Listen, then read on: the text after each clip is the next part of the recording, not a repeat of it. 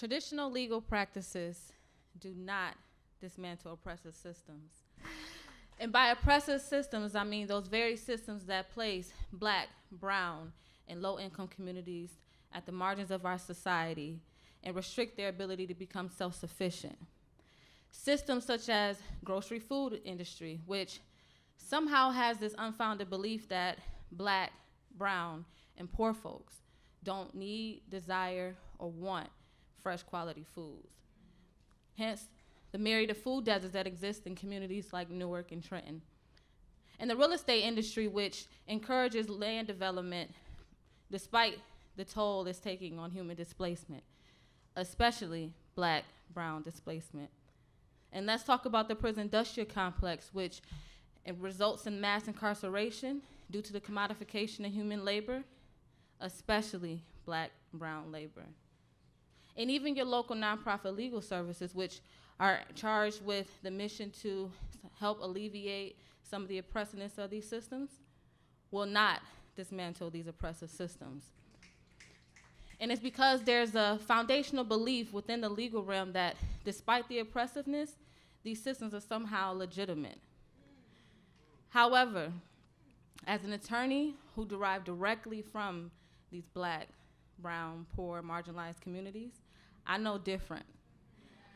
I know that it's not just a few bad actors here and there, but that it's the system itself that is flawed. And when I came to that realization, I became emboldened and impassioned to make a difference. I even got so far as to say, you know what? We can create alternatives to these systems. But even then, as visionary as I became, I had to come to the realization that I alone, as an attorney, could not do it by myself. Instead, I needed to connect with others in the community, like community organizers, planners, educators, and artists, if I wanted to get closer to these alternatives. But even then, that multidisciplinary group could not get exactly there without connecting with, building with, and breaking bread with those who are directly impacted by these oppressive systems.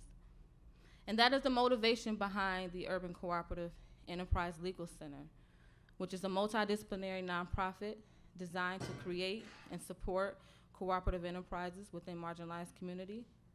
And more specifically, the motivation behind the street team, which is the mobilization arm of the Urban Cooperative Enterprise Legal Center.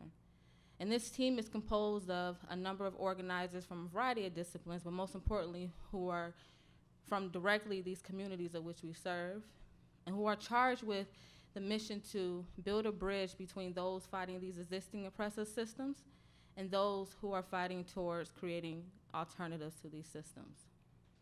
And so, I encourage anyone who has a connection with being Black, brown, or poor to join us in order to strengthen and get us closer to these alternatives. Because without this collective fight, we'll never disrupt the status quo. Thank you.